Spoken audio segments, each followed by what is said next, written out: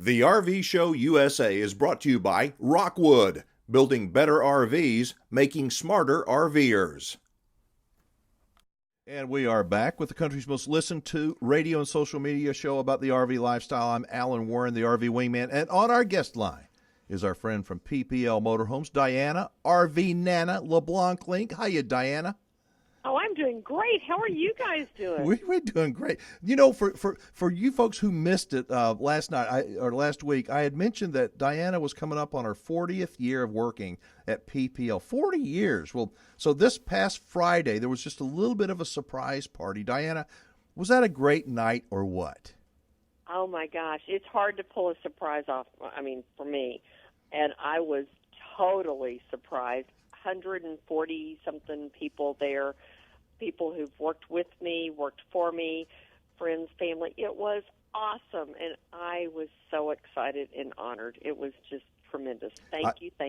I could tell you were shocked when you walked into that big room and saw those people there ready to hug you. So, and you know what? And I got to say, we're going to talk about some RVs here in just a second. But in today's world of corporate cutthroats and less than honorable human beings, it's such a joy. It's such a pleasure to know somebody who has the ethics, who has the decency, the professionalism, the leadership skills like you do. I mean, everybody just loves you. Oh, everybody doesn't just love me, but I have an amazing PPL family and friends, and we just have a good time. And it's all about growing the RV lifestyle and making friends for life. You can't do that in a hotel, like I always say. That's right. You know? Now there is one question, a serious question. A lot of people have asked because I had posted that this was your 40th year. They're saying, "Oh, I guess she's retired." Can you talk about that? You're not retiring, are you, RV Nana? No. And retired to me, if I ever worked just a 40 to 45-hour week, I'd feel like I was retired. No way. I will be a horrible person being retired. I do plan to spend a little more time on the road, enjoying a little bit more of the RV lifestyle this year. But nope. And somebody gave me a card last weekend, happy retirement. And I'm thinking, no, I'm not. It's not not going for anywhere. you. Sorry. Not now. All right, so let's jump back in, pick up where we left off last week. And we were discussing your ideas on how to best attend an RV show because, you know, it's RV show season right now. You were talking about wearing comfy shoes. You had a great idea about how to categorize and keep everything organized in terms of taking pictures. What are some other things, 2 or 3 things, and we'll move on to a different topic that people should consider when going to an RV show? Well, one of the things that's real important is if you're going to look at a towable, know before you get there what size vehicle your truck or your vehicle can pull. It's not something that an RV salesperson is going to be able to tell you that your F-150 can do this. You need to do your homework first and know if you're going to buy an RV, a motorhome that you're going to drive, do you want to pull a car? Are you prepared to buy a small car? Do you have a small car that can be towed? There's things that's a real important thing to know before you jump off and go, oh, what do I do now? Yeah. You know, what you said about knowing what you can tow, I can't tell you how many people that I've run into that were sold a travel trailer that their F-150 or their Tahoe just didn't have enough muscle to pull it. They ended up having to spend another $60,000 or $70,000 to buy a new vehicle.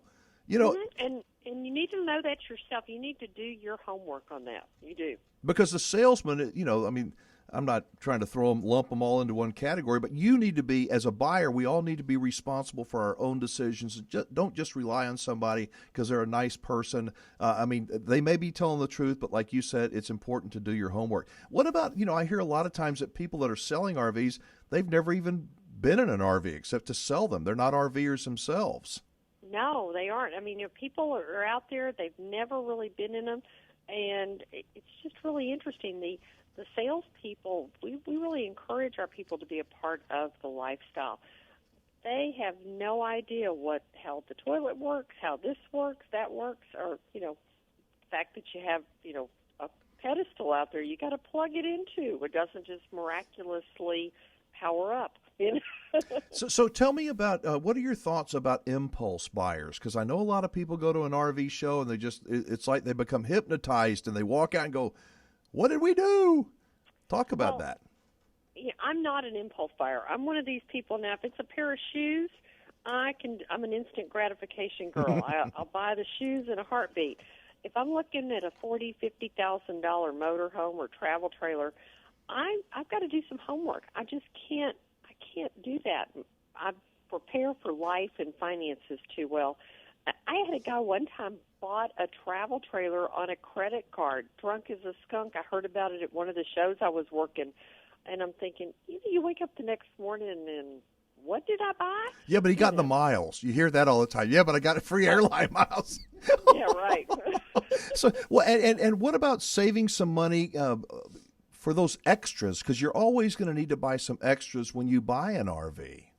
You are. There's going to be things that you're going to need, whether it's if you're buying a towable, you're going to need your hitch or whatever. You may want to add some type of a vent system, like the Max Air Deluxe vent system or something to it. There's so many things, so many extras, your satellite system. So save some money. Don't throw it all out on the RV because you're going to also want to decorate it. That's something I like to do. You're going to want to decorate it and make it home. What about your recommendations on financing, Diana? Because I know a lot of people can get buried with an extremely long loan that they regret, shortly after they buy the RV. Well, any suggestions on financing, what somebody might want to consider doing? Well, one of the things you want to do before you even start looking at the RVs is know what your credit score is, know what your personal financial situation is, because if you've had some hiccups on your credit, the RV is considered to be more like a toy. It's like a boat or a motorcycle. It's not a necessity that you have to go back and forth to work. So it's not the same as getting a car loan in an hour from, the credit union or from whoever the finance company is at the RV or the auto dealership. So think about your own situation. Some people, if you have a few little what I call hiccups on your credit, try to do some homework before you go shopping and know what you can buy and what you could get financed if you went to your own bank or credit union. The great ideas. I suggest that if you can, try to never finance longer than 10 years, preferably 7 years, and try to come up with a down payment, some kind of a 15% down payment. It may be a little bit difficult in the beginning, but I think you'll thank me for it later, as they say, because financing, if you don't do it right, it can bury you. And the biggest thing, I think, is don't rule out buying used, especially first-time RV buyers. They think, I'm going to buy a brand-new RV, and they're nice. They're nice. They smell nice, but a lot of times used is a much better deal for people, especially that first-time RV buyer. Well, I think used is the way to go. Somebody else is going to suffer that depreciation on the vehicle. And if it's a first-time purchase, you're not going to like it. You're going to find all the things you wish were slightly different when you get out there and you RV the way you travel, not the way your neighbor or your cousin or somebody else travels.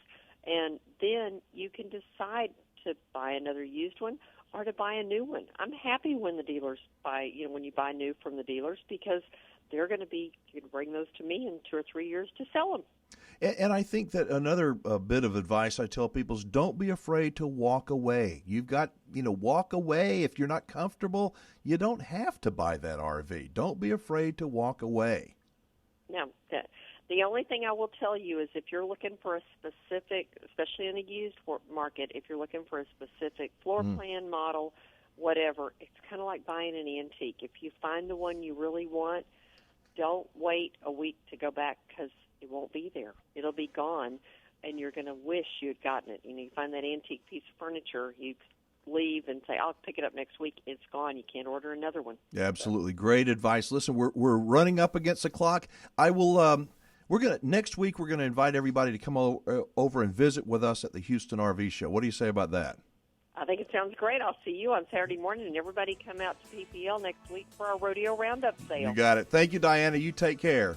Thank you. All right, that's Diana from PPL Motorhomes, the nation's largest consignment RV dealer. We just love RV Nana. She's always got such great advice. 40 years at the same job. No wonder they're number one.